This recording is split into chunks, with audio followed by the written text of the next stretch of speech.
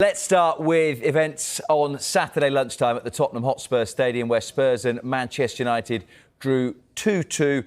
Clinton Morrison still alongside. Who do you think will feel better at the end of that game? Man United will feel better because of the late goal they scored through the late. I know Tottenham scored a late goal, but Tottenham will be probably more disappointed because being 2-1 up and literally the last kick, but it wasn't the kick, the last head of the game by Matthijs de Ligt. And Man United get the point. But I'll be honest with you, Rob, I didn't cover the game. Tim was watching the game in the studio, and the game lacked quality by all accounts. It was nowhere near good enough. It was both teams that are struggling at the moment, even though Man United have been in decent form, but Tottenham at home have been nowhere near good enough. It's not till he made the changes and they managed to get on the front foot and cause problems and test Lammers in the Man United goal. But as I said, probably a better point for Man United because Tottenham were 2-1 up. They met in the Europa League final, 171. And it showed that quality. That was the same quality. Well, who do you think's made more progress since then? Well, you'd say probably Tottenham have made the most progress. Because, no, that's a difficult one. Because Man United have been OK. Man United have been all right recently. So I'd say both have made the same progress at the minute. I'd say both. I know Tottenham are ahead and they've got a new manager in Thomas Frank. Ruben Amorim over the last month and a half has been under, well, not the last month and a half, the whole season has been under pressure. But every time he's been under pressure, they've managed to find results and they've gone on a little bit of a run recently. So I think both teams have made good progress. We'll have to judge that come the end of the season to see if anyone can win a trophy or where they finish in the league. You talked about the two managers there. It's interesting, isn't it? Because watching the game on Saturday lunchtime, the United fans were singing the manager's name. I think largely they have been behind him and been happy to give him a little bit of time. In contrast, there were boos when Thomas Frank made a change at the weekend again.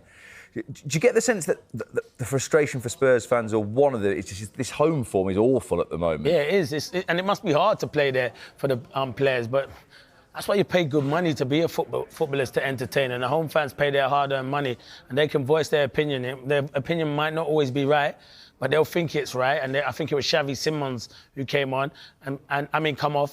They didn't want to come off and Matthias Tell come on. But then Tell goes and scores the goal. So Thomas Frank, I think he does know what he's doing at times, majority of the time. I think he's gone in there and done well. Thing with Tottenham is not going to be the football that they expected because Thomas Frank's not that kind of manager. We saw what he did at Brentford. They're hard to beat, they're a threat from set pieces, and they get wins, and that's how it is. So if they thought Thomas Frank coming in was going to be attractive football, it's not going to be like that. But he knows Thomas Frank because he's a very, very good manager and it's someone who I've got a lot of time and respect for, that he has to be successful at Tottenham and they have to start winning home games because performances like on the weekend, then that's not going to cut with these Tottenham fans because they voice their opinion, Rob. The thing about playing at home then, I guess it becomes a bit of a vicious circle that you keep not winning and then the fans get more frustrated, rightly so. Yeah. But then the players look forward to it even less because they know that it's going to turn quicker than it did the week before if you concede a goal again. Yeah, of course it is. It's difficult, but football is It's probably one of the best sports there is to play football, and it's one of the best jobs to do is to be a professional footballer. If you can't take criticism, don't play the game because, as I said, these people have paid their money, and not always are fans, right? Many a times, I'd voice my opinion with fans if I thought the treatment wasn't good. But at the back of your mind, you've got to realise these are fans. They'll support you when it's going well. When it's not going well, they'll tell you when it's not going well. At the moment, at home, it's not going well. They're voicing their opinions. It was the same when they played Chelsea a few weeks ago. Nowhere near good enough. Chelsea by far miles better than Tottenham. And your home form is meant to be your fortress where you go. Teams don't want to come to Tottenham, but it looks like teams like to come to Tottenham because they think we maybe can get a result, and that's not good at the moment. The one thing you'd say about Manchester United, we've seen it in two big away games recently. That I was at the game at Anfield when they beat Liverpool. Liverpool scored late on and you thought, oh, here come Liverpool, we know what's going to happen here. And actually, United go up the other end, Harry Maguire wins it. Saturday, they go 2-1 down. They're playing with 10 because Benjamin Sesko's had to come off. And then they go and find themselves an equaliser. So that two games that tells you a little bit about the mentality that Ruben Amorim's got in there. No, great mentality. Listen, I don't think we'll say Man United have turned the corner, but it's progress, and that's the biggest thing you can do with Ruben Amorim. And to be fair, I'm telling you, they had a great chance, Sesko, when he went through and he let Mickey van der Ven come back at him. So they have got a centre-forward who was low on confidence and then went off injured. But the players like the Cunhas and the Mbuemas, they are delivering at the moment. They've got fantastic captain in Bruno Fernandes. He's a brilliant footballer. And they never say die attitude at the moment. And that was questioned with these Man United players a few months ago. But And he's here. Let's get to some of the other main talking points from the weekend. Clinton has joined me. We'll start with that game again between Spurs and Manchester United. And this moment in particular, the Spurs striker Richarlison made unwanted history over the weekend. He scored what he thought would be the winner against Manchester United, only then for United to equalise. Even later into added time, he was booked for taking his shirt off.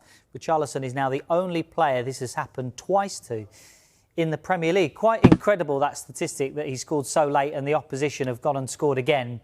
I mean, does he need to stop doing this, or are you kind of all for the emotion? Listen, I get the emotion. I do get it. He's frustrated. He probably knows a lot of people are talking about him and Tottenham needing a centre-forward or needing Solanke back fit. So when you're a centre-forward and you think you've scored with literally the winning goal and then all that emotion gets taken away when De Ligt, I understand. With Richarlison, he's an emotional guy, so I don't think you can ever take that away from him.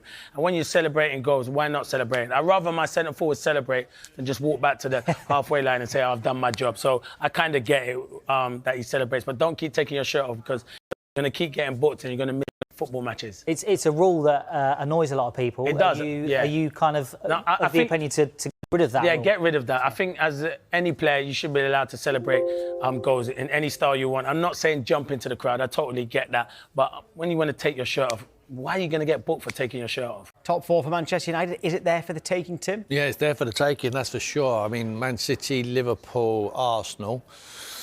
So who else? Chelsea will probably put their hand up first. And I would agree with most people who suggest Chelsea.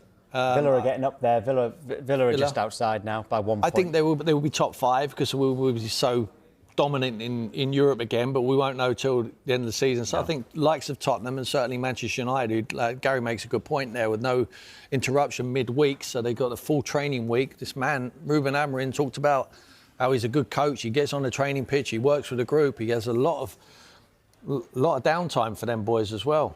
And they're picking up injuries. So that myth of being overplayed, and they picked up 3 injuries at the weekend. I mean, for me, they're getting players, they get undertrained. That's what players do. You know, they've got no excuse to pick up muscle injuries. Why have they picked up muscle injuries? You know, it just happens. That's the reality of it. You know, it's nothing to do with overplaying. You know, they can't argue about overplaying. They're out of the cup. They're not in Europe.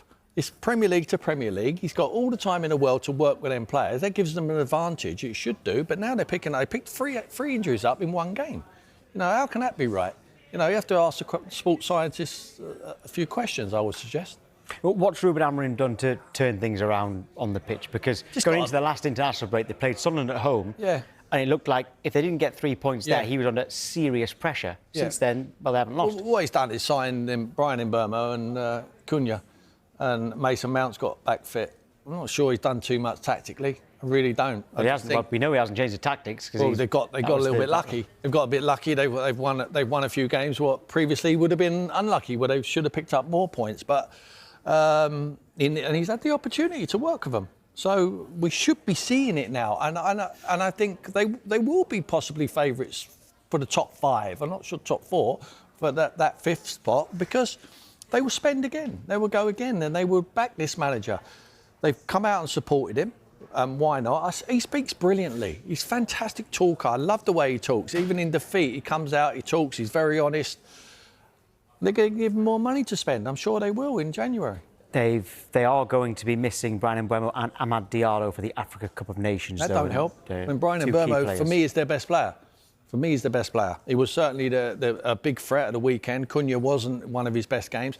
I did that game at the weekend, and it wasn't as bad as the Europa League final, but it weren't far off. And when it was a 2-2, you think it's a fantastic game. It was bang average. Both teams were so poor in my opinion. But that's the way the Premier League is at the moment. I don't think it's a great quality of league after the top 3. OK, well, let's speak to a Manchester United fan now. Adam Stott joins us. Adam, right, OK, before the last international break, we're talking a lot about Ruben Amorim. You must love him now. I loved him before, but like what Tim said, his honesty and the way that he's changed the culture around Manchester United. Behind the scenes, he's done so much work to mix it up, and every single fan is happy about that. We just needed results. We've been waiting for them results to turn our way, and like what you've just both been speaking about there, the results in the last 5 games have gone our way and put us right in the mix there. The Premier League, I agree with what both of you said. The top 4 is there for the taking. It really is. I think there is 5 points from 3rd to 15th right now, separating the whole league. No one's grasping it. And with no European football, I've been saying this for a long time, there's no excuses. I do think that Manchester United need to invest in January, though, just to give them that little bit more of a boost going into the second half of the season. I will say that. So what is that? A central midfielder and a centre-back, like a lot of people were saying in the summer? Well, Lisandro Martinez is coming back from injury at centre-back now, so he'll be fit after the international break. I don't think necessarily we need to go and buy a centre-back desperately anyway. Central midfield, 100%. 15 goals without Casemiro conceded this season to 5 goals conceded when he's on the pitch shows you that you need another central midfielder. He can't last 90 minutes. He can't play 90 minutes. And if you've only got 1 game a week, then you need to address that, because we haven't got the depth and we haven't got the quality in depth. So it's hard to find a plug-and-play type of player, someone who's proven in the Premier League, but United have to go out in January and commit to that, because even if it costs more in January, that money's going to come back if you get back into the Champions League. You have to now back Ruben Amorim, trust that he can get us into the Champions League, and I think it will be worth it if that investment is a little bit more in January. Then let's compare it to what it would be in the summer when you get a cheaper deal. I think now's the time to go for it because it's so open. Yeah, Adam Wharton would be an obvious choice, wouldn't he? There's a few. I love Adam Wharton. I think the composure that you probably seen in the game, Tim, in midfield that was lacking so much from both sides. Yeah. How easy it was giving away possession in that game. It was an awful watch. I've just listened to Jamie O'Hara said he fell asleep watching the game in the first half, and he's a Spurs fan. Yeah. It was that bad. But Adam Wharton, Elliot Anderson, Carlos Balebo, we're hearing some rumours about João Pedro even. João Neves. Is it João Pedro? Sorry. João Neves, I think it was, from Wolves. I got the names mixed up there, sorry. But Gomez is the one. Sorry about that. Them types of players that are used to the Premier League, I think that's exactly what Manchester United need, but it's difficult in January. I get that. It's hard to get players away from their clubs in the middle of a season. How worrying is it that we were just talking about Bryan Mbeumo and Amad Diallo, missing them for AFCON? This is how bad it is. I think every single Manchester United fan, me, myself, I've looked at every single fixture of AFCON, when it starts, when they might be knocked out, how good the national teams are, trying to figure out when, and believe it or not, the players come back from that international tournament, AFCON, when Manchester United have Manchester City and Arsenal back-to-back in January. That's when it ends. And I looked at every single game in between. I'm like, can we manage without them there? Can we get them back? Aston Villa away is the last game that both of Amad and Mbeumo can play before they leave for AFCON. Yeah. And then anything can happen in between. But I just feel like, again, maybe investment in January is something we could look at. Tim mentioned Mason Mount coming back in. Maybe Mainu could feature if Mbeumo is missing. Maybe that's his chance. Xerxes up front for Sesko if he's injured. There's a few different ways to look at it, but Mbeumo is irreplaceable. He is that good, and that's the big concern for us. Yeah.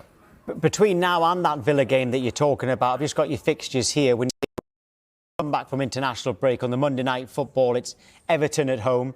Fair enough, Palace away next, but then West Ham at home, Wolves away, Bournemouth at home before that game away at Villa. How confident are you that you'll go into Christmas, that you'll have a Merry Christmas? Well, you said it there, Tom, the home fixtures. Manchester United's home form this season, the only game we've lost was the opening day against Arsenal, which we did well in as well. So really confident with our home form. And I think that with 4 wins in a row at home now at Old Trafford, that's going to be big for United to stay up there. I think if you keep your home form going the way we have, then I think we'll be right up there. The away games against Wolves, you'd expect United to win.